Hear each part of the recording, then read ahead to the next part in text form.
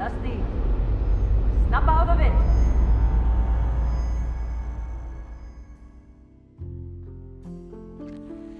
It's been a year since the release of Starfield, and Bethesda has recently dropped a $30 expansion, Shattered Space, which is leaving players questioning Bethesda's direction. To say that Shattered Space has been poorly received would be an understatement, with players commonly criticizing the DLC's lack of content relative to the price, and the continuation of the bland writing seen in the base game. You're coming with me to Constellation. You're part of this now.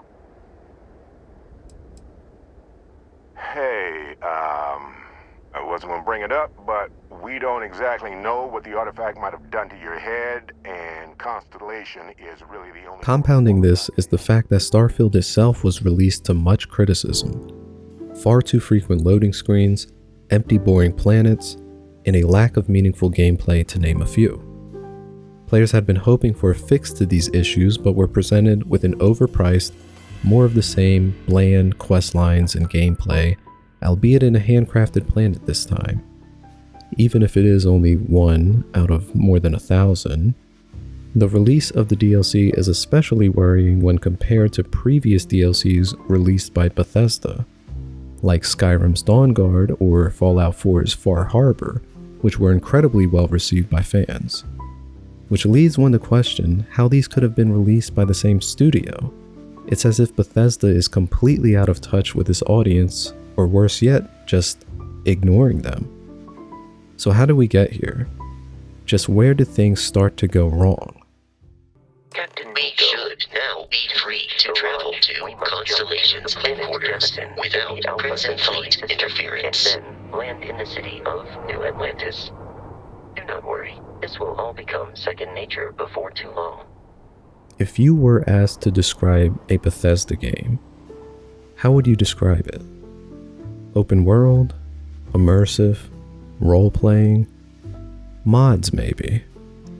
To understand why Bethesda is experiencing such a sharp decline in quality, we must first look to its roots in modding. I've been to the top of the mountain! What in oblivion is that? Sentries, what do you see? It's in the clouds. Yeah! A fan site surrounding the then upcoming Bethesda Softworks game, The Elder Scrolls III Morrowind, appeared on the internet in August 2001.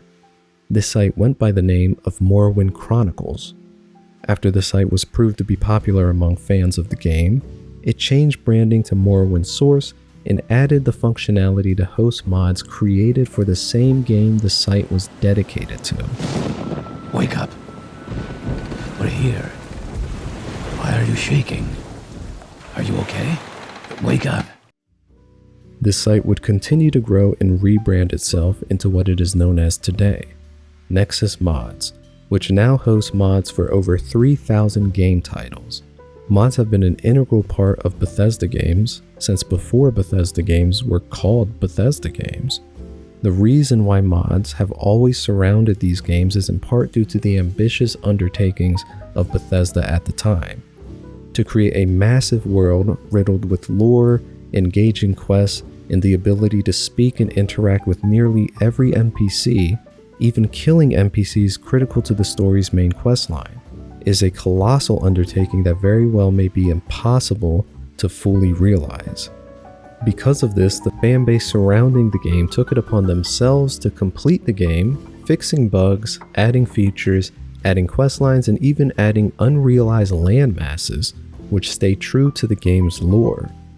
This was further facilitated by Bethesda releasing the Morrowind Construction Set, a tool that allowed users to create and edit almost every aspect of the game.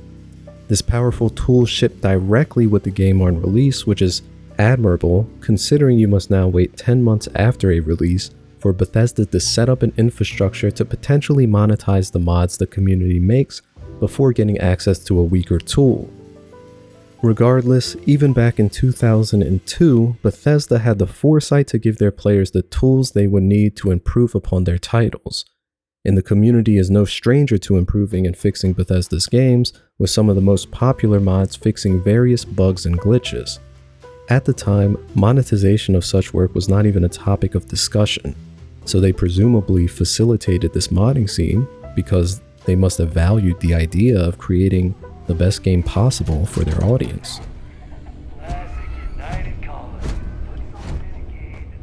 Another such company that values their end user experience stepped onto the modding scene on October 11th, 2011, when Steam launched its Steam Workshop just a month before the release of The Elder Scrolls V Skyrim. To those unfamiliar, the Steam Workshop is a service that Valve offers to both developers and users alike. It allows developers to directly integrate user-generated content into their games if they so choose, and for players to create content for said games, all completely free to both parties.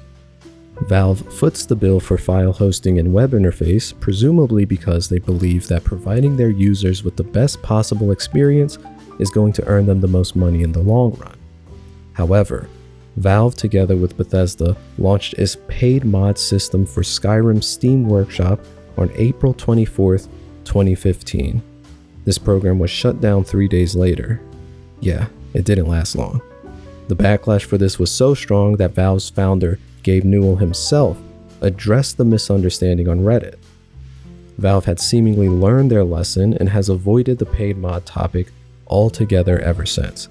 But Bethesda would opt to take a different approach. Introducing Creation Club, a collection of new game content for Skyrim and Fallout 4. Bethesda released Far Harbor for Fallout 4 in May of 2016, arguably the last piece of favorably received Bethesda content.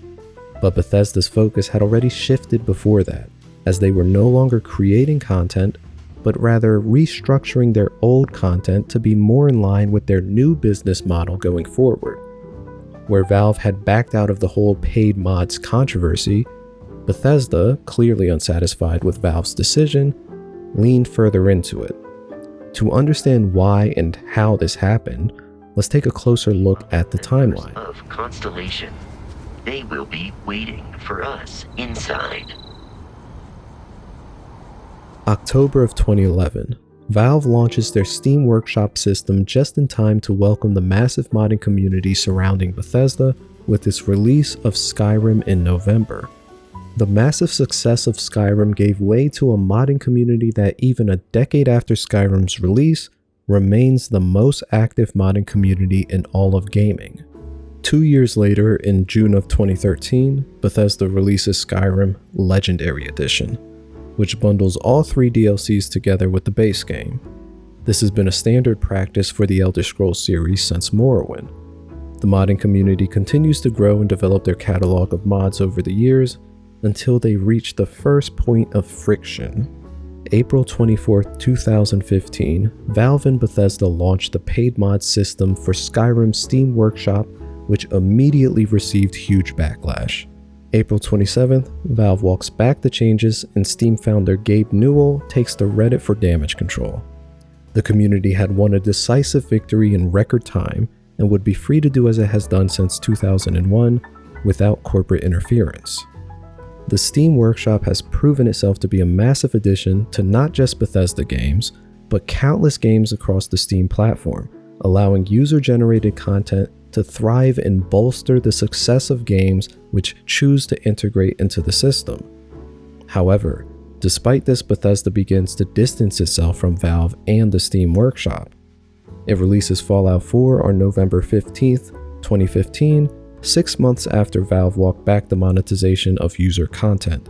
Except this time, Bethesda opts to not integrate with the Steam Workshop features, despite the Fallout series also having a very large modding community. Even stranger is Skyrim is being re-released and branded as a new special edition in October 2016, only 3 years after the release of the Legendary Edition, a move that we have not seen before from Bethesda.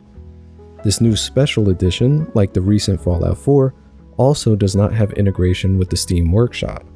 Accompanying the release of the special edition, the original Steam page for Skyrim is delisted from the Steam platform, preventing anyone from seeing the product without a direct link.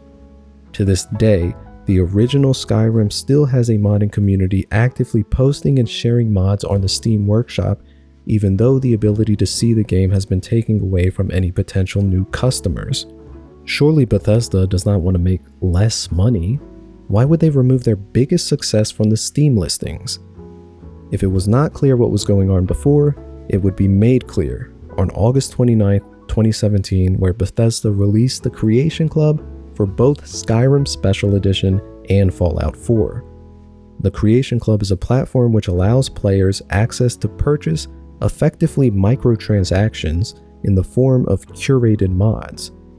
It took Bethesda 2 years from the time the paid mods program was pulled by Valve to the launch of the Creation Club, but they had succeeded in isolating their Steam community from the easy mod access provided by Valve's Steam Workshop, all while simultaneously bringing the ability to easily mod your game to console players where there were no competitors, all for the ability to put a price tag on a product and resource where there previously was none. Oh my god, that's it.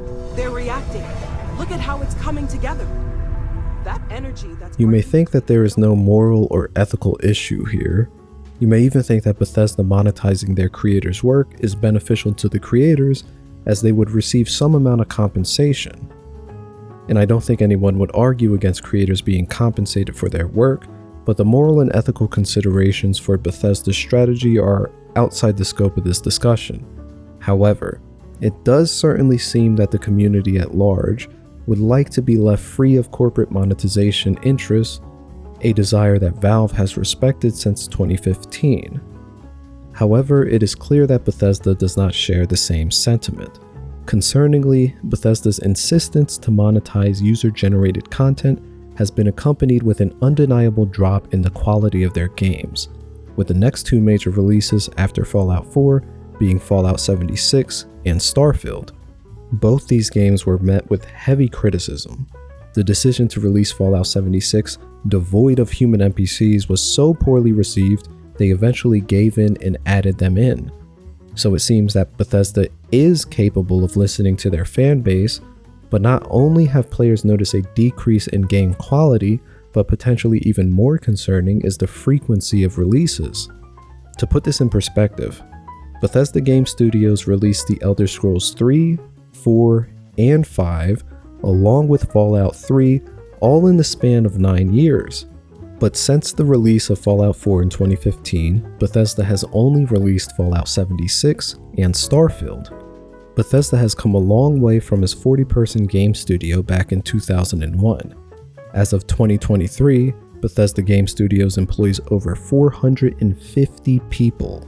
And to show for it, they put out their new IP Starfield and its DLC Shattered Space, which is leaving Bethesda fans justifiably asking, what happened?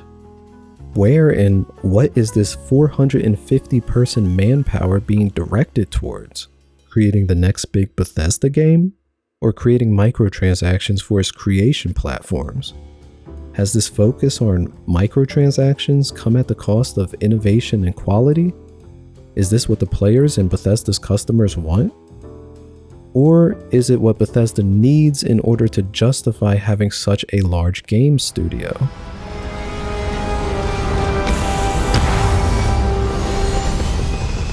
What do you think? Still looking forward to Elder Scrolls 6?